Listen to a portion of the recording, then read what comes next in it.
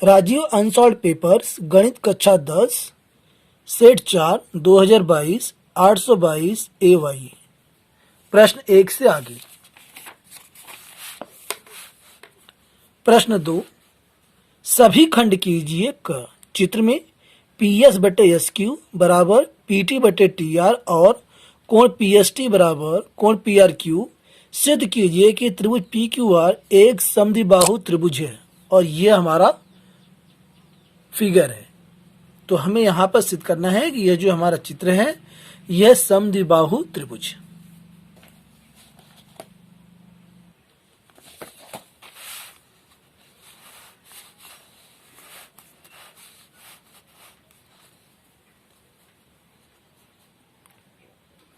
Question 2 part इसका क, और इसका चित्र हम यहाँ पर बना लेते हैं ताकि हमें सुविधा रहे।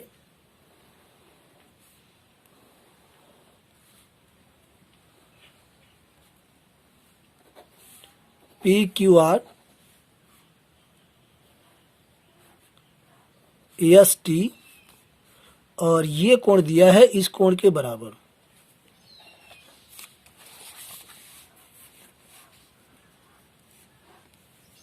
दिया है, हेडिंग है, जो कि यहाँ पर हमें सिद्ध करना है। तो प्रश्न में हमें दिया है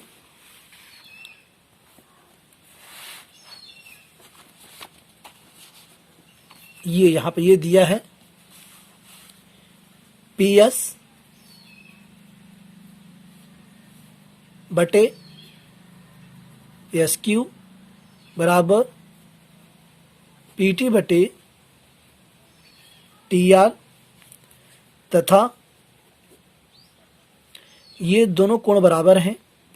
कोण PST बराबर कोण PRQ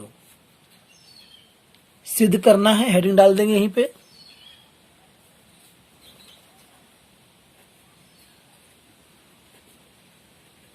सिद्ध करना है त्रिभुज PQR एक समद्विबाहु त्रिभुज है। एक समद्विबाहु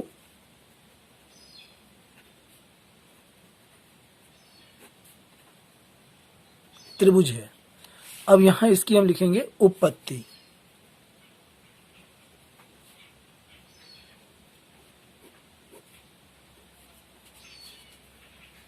तो उपपत्ति में यहां पर त्रिभुज PQR में दिया है हमें PS बटे SQ बराबर PT बटे TR, और यह हमें दिया है क्वेश्चन में ही, तो ब्रैकेट में लिख देंगे चूंकि दिया है।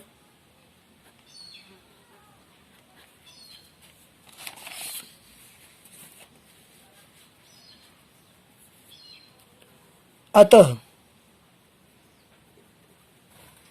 ST पैरेलल है QR के, चूंकि यदि एक रेखा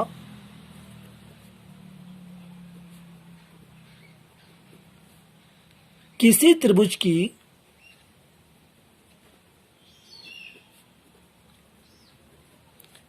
त्रिभुज की दो भुजाओं को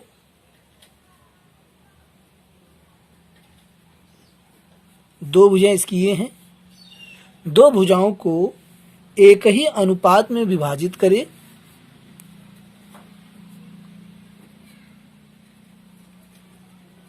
एक ही अनुपात में विभाजित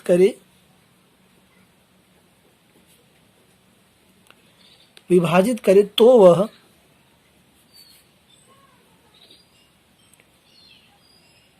तीसरी भुजा के समांतर होती है। तो वह तीसरी भुजा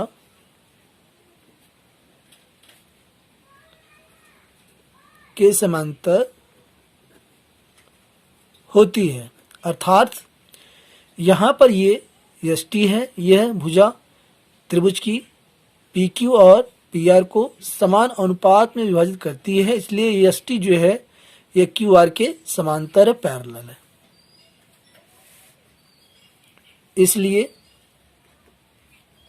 कोण पी एस टी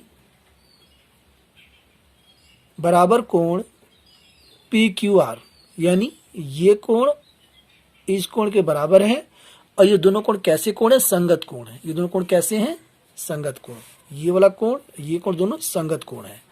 तो यहां हम लिख सकते हैं चूंकि संगत कोण है, ये रीजन देना पड़ता है क्यों है, तो ये संगत कोण है इसलिए दोनों बराबर हैं। और यहां पर हमें ये कोण दोनों बराबर है, ये दिया हुआ है। तो यहां हम लिख सकते हैं कोण पी एस टी बराबर कोण, ये वाला कोण हमारा दिया हुआ है, कोण पी आर क्यू, और यहां लिख सकते हैं चूंकि दिया है, तो ये हमारा समीकरण नंबर 1 हो गया और ये हमारा हो गया 2। समीकरण 1 और 2 से, समीकरण 1 और 2 से, समीकरण 1-2 में हम देखते हैं कि लेफ्ट हैंड साइड में कोण पी एस टी बराबर है तो राइट हैंड साइड भी बराबर होगा। तो यहां हम लिख सकते हैं अतः कोण पी आर क्यू बराबर कोण पी क्यू आर।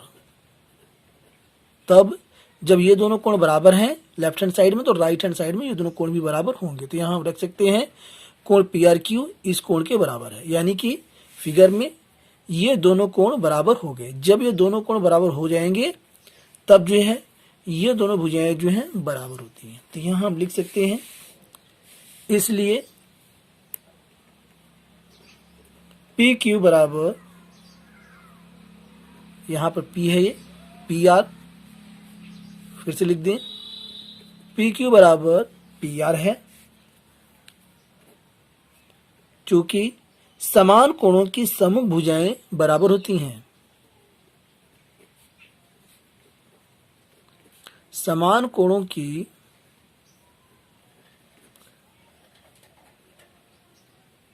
समभुजाएं समान होती हैं या आप लिख सकते हैं बराबर होती हैं। तो यहां पर ये सिद्ध हो गया है कि ये दोनों कोण समान है, बराबर हैं। तब इसके सामने ये भुजा पी आर और इस कोण के सामने ये भुजा पी क्यू, ये दोनों भी बराबर होंगे।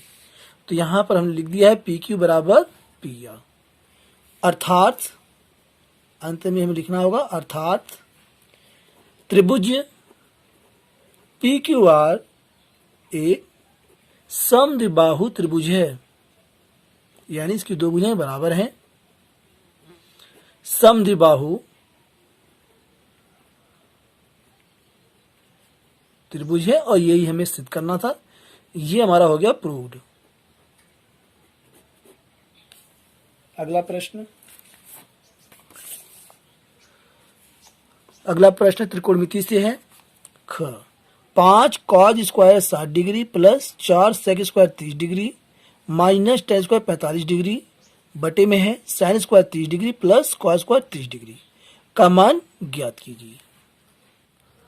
तो यहां हमें इसकी वैल्यू निकालना है, क्वेश्चन मार्क। तो यहां हम क्या करेंगे, त्रिकोणमिति सारणी से इन सभी के मान यहां पर रख देंगे।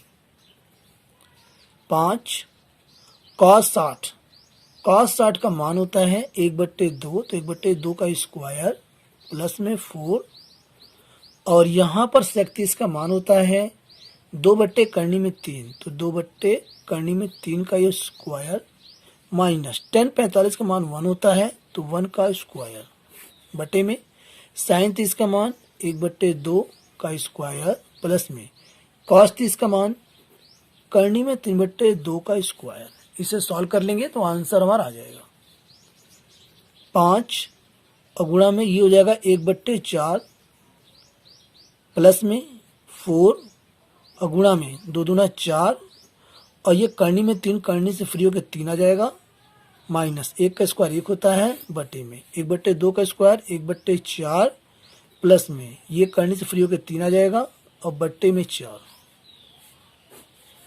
अंश में हम एलसीएम लेंगे तो 4 3 12 और यहाँ से 12 है, 4 से हम भाग देंगे, इसमें 3 आएगा तो 5 3 15 प्लस में 3 से भाग देंगे तो यहाँ पर आ जाएगा हमारे पास 3 चौका 12 4 और 4 चौका 16, 16 चौका 64 और ये 1 है तो 12 कम 12 यहाँ हो जाएगा माइनस का 12 बटे में 4 एलसीएम 1 प्लस 3।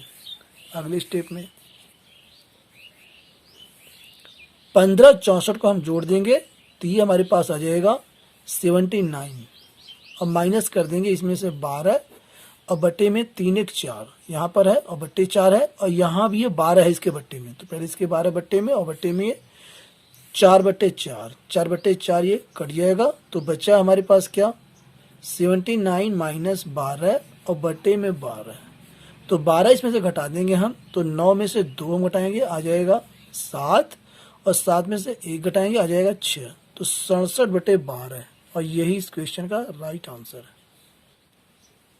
ग, दो घनों जिनमें से प्रत्येक का आयतन 64 घन सेमी है के किनारे आपस में मिले हुए हैं, इससे प्राप्त घनाभ का पृष्ठीय क्षेत्रफल ज्ञात कीजिए।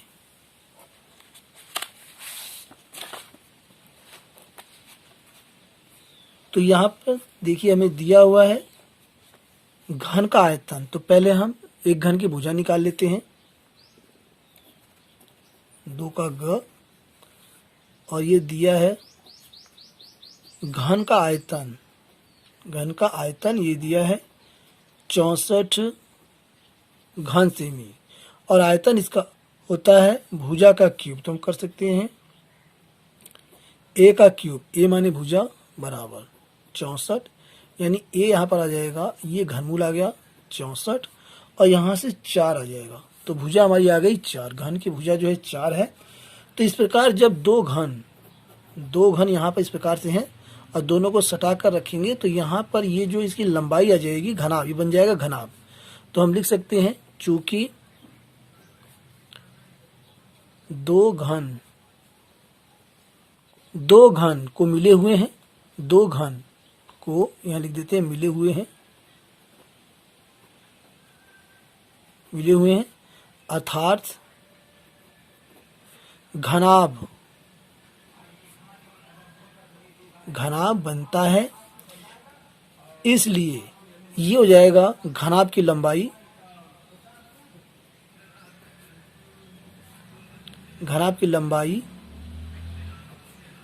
L बराबर 4 + 4 ये हो जाएगा 8 सेंटीमीटर।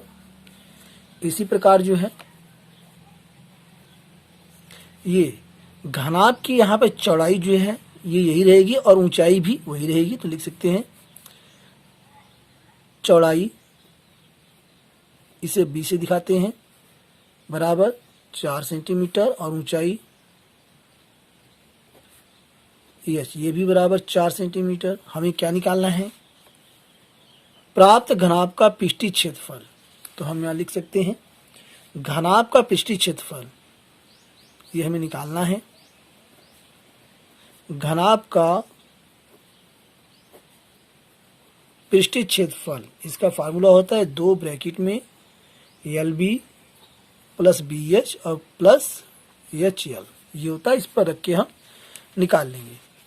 तो यहाँ से 2 और ब्रैकेट में लंबाई यहाँ पर 8 है, चौड़ाई 4 प्लस चौड़ाई 4, ऊंचाई 4 प्लस ऊंचाई 4 और लंबाई 8, ऐसे 2 ब्रैकेट में 8 चौक 32 प्लस 4 चौक का 16 प्लस में 8 चौक 32, तो ये हो गया 2 और यहाँ जोड़ लेते हैं 32 और ये 16, 2 2 4 6 10 के 0 और 3 3 6 7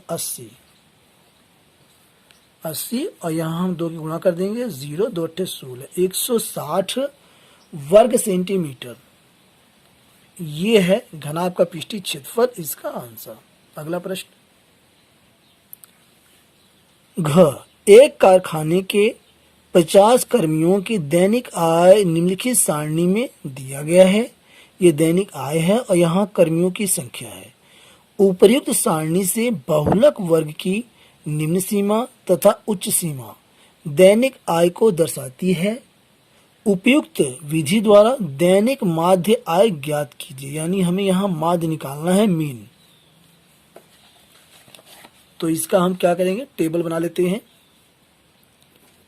क्वेश्चन 2 और इसका पार्ट घ, दैनिक आय। दैनिक आय और ये रुपए में है, रुपए में, और ये लाइन खींच देते हैं ऐसे। ये दिया है 100 से 120, 100 से 120,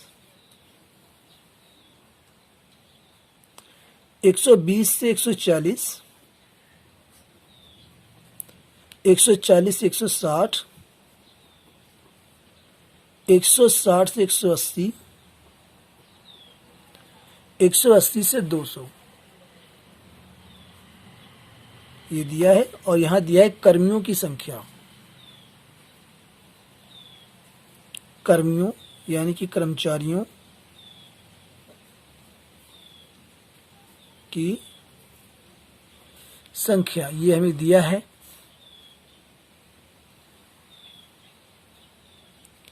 इसे हम यफ से दर्शाते हैं, यहाँ यफ लिख देंगे। ये दिया है 12, 14, 8, 6 और अंत में है ये 10।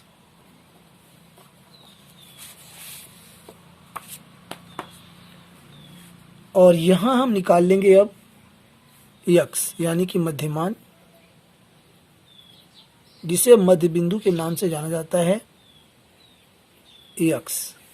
और ये निम्न सीमा उच्च सीमा दोनों को जोड़ करके आधा कर देंगे। 100 और 120 ये हो जाएगा 220, आधा हो जाएगा 110, या 100 से ये 20 ज़्यादा है, 10 इसमें कर देंगे, 10 इसमें तो बराबर हो जाएगा। इसी प्रकार यहाँ भी अब इसमें जो है ये हमारा हो जाएगा 130, 130 मध्य बिंदु, इसका 150 मध्य बिंदु, 10 इसमें दे देंगे 170, 10 इसमें दे देंगे 190, ये हमारे मध्य बिंदु आ गए।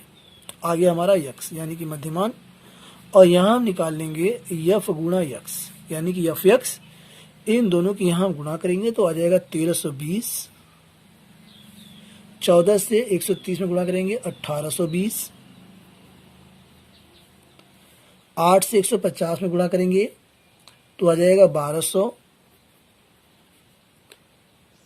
6 से 170 में गुणा करेंगे तो आ जाएगा 1020, और 10 से 190 में गुणा करेंगे तो आ जाएगा 1900। अब इन सबको हम जोड़ देंगे, योग यहाँ लिख देंगे योग, और इसे हम जोड़ लेंगे तो ये हमारे पास आ जाएगा 50, और ये यहाँ पर इसे जोड़ना नहीं, खाली छोड़ देंगे, इसको जोड़ेंगे तो ये आ जाएगा 7260। अब हम यहाँ निकाल लेंगे माध्य, इसको लाइन खींच देते हैं ऐसे। दैनिक माध्य आय,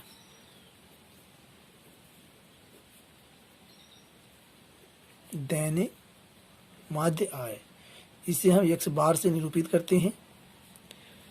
सिग्मा यफ गुणा x बटे में सिग्मा यफ, यानी कि ये यफ का जोड़ और ये यफ एक्स का जोड़, और यहाँ पुट करेंगे तो ये हमारे पास है 7260, और सिग्मा यफ है 50, 0 से 0 एक कट गया, आ गया हमारे पास 726 बटे 5।